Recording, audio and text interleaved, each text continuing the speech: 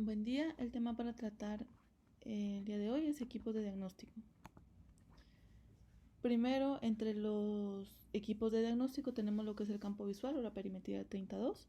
Este campo visual pues es definido como la porción del espacio en la cual los objetos pueden ser percibidos simultáneamente al mirar un objeto fijo e inmóvil y es un factor determinante en la calidad visual del individuo. Este pues va a ser un examen oftalmológico complementario que estudia las alteraciones del campo visual. Se emplea en el diagnóstico y control evolutivo del glaucoma y de diversas patologías retinianas, así como en el estudio de las lesiones de la vía óptica. Es la técnica más empleada en la actualidad para realizar perimetrías. Podemos elegir el tipo de estímulo empleado, el estímulo blanco sobre blanco, que es el más común, en el que aparecen puntos de luz de color blanco sobre un fondo blanco. Podemos emplear también el estímulo azul sobre amarillo, en el que aparecerán puntos de luz azules sobre un fondo amarillo. Tenemos también lo que es el estímulo azul-amarillo, se emplea para detectar el daño precoz, ya que pues en algunas primeras fases de algunas enfermedades como lo que es el glaucoma hay alteración de este estímulo. Solo se suele emplear en pacientes jóvenes, dado que en pacientes con daño inicial los estudios estructurales como el azul-amarillo son más esclarecedores que los funcionales. Esta estrategia no será útil pues si el paciente tiene cataratas. Se debe valorar si hay evidencia de daños, ¿verdad? Tenemos que valorar si hay algún clúster, que tanto sea la desviación media, donde nos refiere a un daño, los errores de fijación que este campo pueda evidenciar. Y pues en ausencia de otra causa para anormalidades del campo y en presencia de una sospecha de glaucoma, un test de hemicampo fuera de límites normales en un mínimo de 2 campos sugiere firmemente que el paciente tiene glaucoma. Otros dos indicadores fiables del daño adquirido son 3 puntos confirmados continuos entre sí, en 2 exploraciones sucesivas con una P menor del 5%, que es la desviación del patrón, y uno de ellos con una P menor del 1% y ninguno de ellos contigua a la mancha ciega. El otro indicador es una corrección en la desviación estándar del patrón, que sucede en menos del 5% de los campos normales en 2 campos consecutivos, así como la desviación media, que nos representa el glaucoma que está cursando el paciente. Tenemos también lo que es el OCT de nervio óptico. Debemos saber que el glaucoma es una neuropatía óptica progresiva. El examen clínico de la cabeza del nervio óptico y de las fibras nerviosas del nervio óptico se realizan de forma rutinaria utilizando un biomicroscopio de lámpara hendidura. Aunque la detección del glaucoma por este medio es bastante simple, en etapas moderadas y graves de la enfermedad pues se requiere más entrenamiento para poder evaluar la cabeza del nervio óptico. Y pues para otro método para detectar el glaucoma es evaluando el disco óptico con el OCT.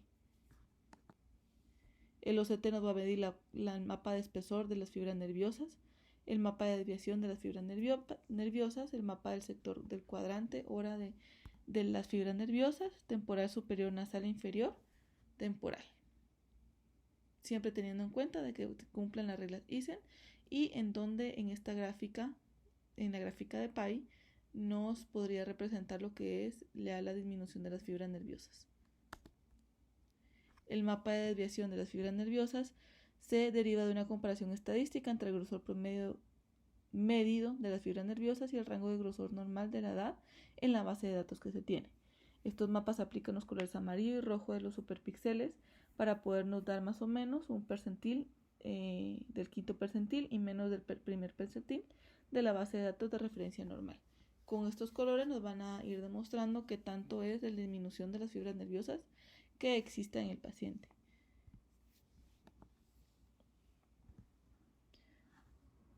En comparación con un ojo normal y el otro glaucomatoso, pues podemos observar que en esta imagen tenemos un paciente con un daño o disminución de fibras nerviosas, un daño glaucomatoso presente, ya que presenta disminución de las fibras nerviosas mostradas en las gráficas de Pi, así como aumento de las excavaciones que nos presenta en el cuadro superior en lo que es en la medición de la copa disco vertical. La tomografía a doble frecuencia o el FDT, pues la nueva tecnología de doble frecuencia detecta pérdidas glaucomatosas con gran sensibilidad debido a la rapidez del examen. Esta tecnología es muy útil para el estudio del campo visual en casos de dificultad de que haya una edad avanzada, un paciente con edad avanzada y tengamos dificultad con él. Este fenómeno de doble frecuencia consiste en la presentación oscilante de barras blancas y negras alternantes rápidamente, lo que da la ilusión de ver varias barras. Esto estimula preferentemente a una subpoblación de células ganglionares conocidas como las células magnocelulares o células M, que van a constituir un 3% del total de las células ganglionares y son más susceptibles a la lesión glaucomatosa temprana. Como podemos ver, estos son ejemplos de lo que puede presentar el FDT. Si hubiera un daño en lo que es ya glaucomatoso temprano, nos demostraría en los cuadritos en dónde estaría la lesión, según el porcentaje o qué tan grande sería la lesión. El ultrasonido B lo podemos realizar por diferentes causas: en segmento anterior, para evaluarlo, opacificación corneal, por ifema, por hipopio, catarata, segmento posterior, hemorragia, inflamación vítrea, tumores, desprendimiento de retina o para biometría. Esta ecografía pues es una técnica de soporte para los oftalmólogos para poder utilizarla en las situaciones anteriormente mencionadas. El estudio se inicia con el paciente sentado o en decúbito supino con el cabezal incorporado a unos 45 grados y con los ojos cerrados. Se debe de retirar cualquier lente de contacto que el paciente lleve puesto. Se debe de colocar algún gel transductor que nos ayude a poder ver. Y vamos a tomar las imágenes pidiéndole al paciente que vea hacia arriba, hacia abajo, a la derecha o a la izquierda.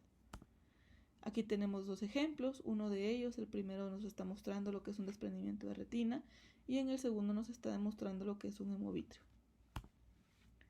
El USG-A o la biometría, pues este es indispensable para poder tener con precisión la medición de la longitud axial del ojo, así como también así podemos tener el cálculo del potencial de la lente intraocular. Hay dos técnicas para realizarlo, está la técnica de contacto y la técnica de inmersión. Este sería el ejemplo del equipo que tenemos para hacer el ultrasonido tipo A y en la imagen pues ya nos demuestra un ejemplo de el cálculo de lente intraocular que podríamos utilizar. Ahora bien, la microscopía especular. Esta es una prueba óptica que sirve para estudiar la córnea, la capa celular transparente que recubre el ojo, concretamente la estructura conocida como tejido endotelial de la córnea, así como determinar el número, la forma y el tamaño de sus células endoteliales. Mediante el contagio endotelial se obtienen imágenes de alta resolución, de manera que se puede hacer un análisis de esas imágenes y se hace un estudio morfométrico de las células y puede detectar posibles lesiones en dicha estructura. Esta microscopía se usa principalmente en un método preoperatorio sistémico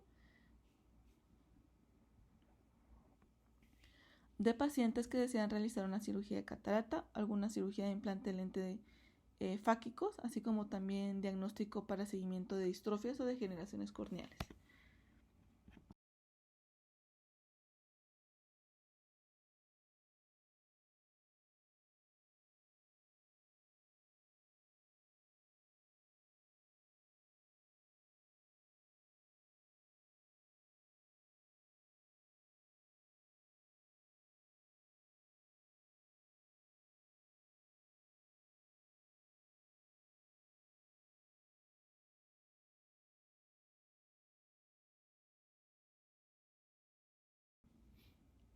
La histeresis corneal es la capacidad de absorción y de disipación de la energía.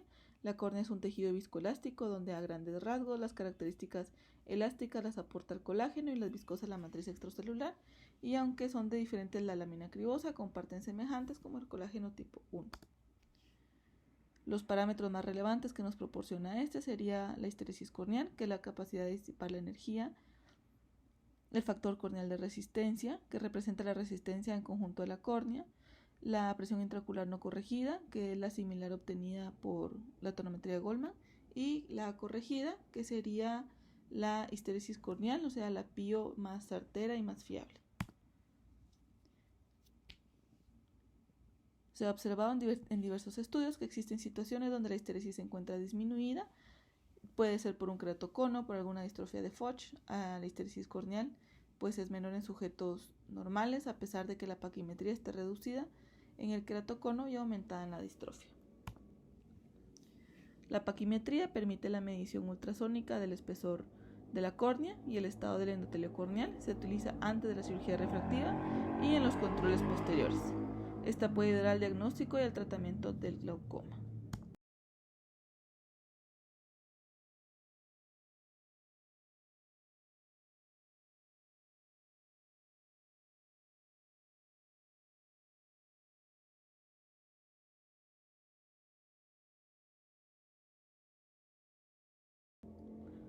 Aquí tenemos un ejemplo de los grupos de edades, la paquimetría media y los intervalos de confianza según la edad.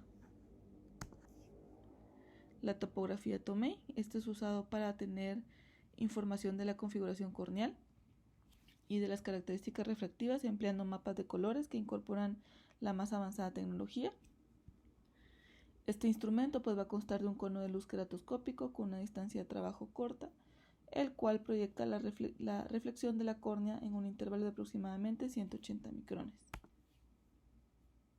Es crítico observar la imagen primero, después de esto es necesario observar el intervalo de color en el cual el mapa está conformado, también como los valores de la SIM-K, la K1 y la K2. Sus usos más comunes es la medición adecuada del lente, cálculos en cirugía refractiva y el eje del astigmatismo. Los datos proporcionados por el topógrafo pueden analizarse mediante los siguientes aspectos: mapa topográfico, escala de esfericidad, índices topográficos, los cuales suministran información de la forma y el poder de la superficie externa corneal. Está la topografía Pentacam Oculus. Esta es una cámara de Scheimpflug rotacional que produce imágenes tridimensionales de alta resolución del polo anterior del ojo. Para ello toma, sin contacto con el ojo, hasta 50 imágenes en 2 segundos, desde la superficie anterior de la córnea hasta la superficie posterior del cristalino. Se presenta la topografía y paquimetría en su totalidad de la superficie anterior y posterior de la córnea, de limbo a limbo, el análisis de la cámara anterior del ojo, incluyendo el cálculo del ángulo, volumen de la profundidad de la cámara anterior, así como también una función medida manual de cualquier punto de la cámara anterior. También se genera la densitometría de córnea y cristalino. Por otra parte, Pentacam realiza análisis de Cernicle para la superficie anterior y posterior basándose en las mediciones de la elevación. Las aplicaciones son muy amplias en la clínica diaria, en patologías y cirugías corneales, como en la superficie corneal, en la selección de casos y seguimiento de cirugía refractiva. La foto de retina, pues en esta vamos a evaluar lo que es la papila, los vasos, la retina, en esto incluye la periferia, la mácula y sectores como nasal, temporal superior e inferior. Los vasos retinianos, así como si existe alguna arteria cilio-retiniana, y el resto de la circulación de los vasos retinianos. La fotografía de fondo de ojo y la fotografía del fondo de ojo de campo ultra amplio usan una cámara especializada con un microscopio del fondo de ojo. Durante esta prueba está indolora, el paciente se sienta frente a la cámara, mira fijo hacia la luz adelante, se le alumbra el ojo con una luz brillante y la cámara toma múltiples imágenes de la parte posterior del ojo. En este caso pues tenemos varios ejemplos como lo que es una hemorragia subhialoidea, una hemorragia por una retinopatía diabética y una fotografía normal. Gracias.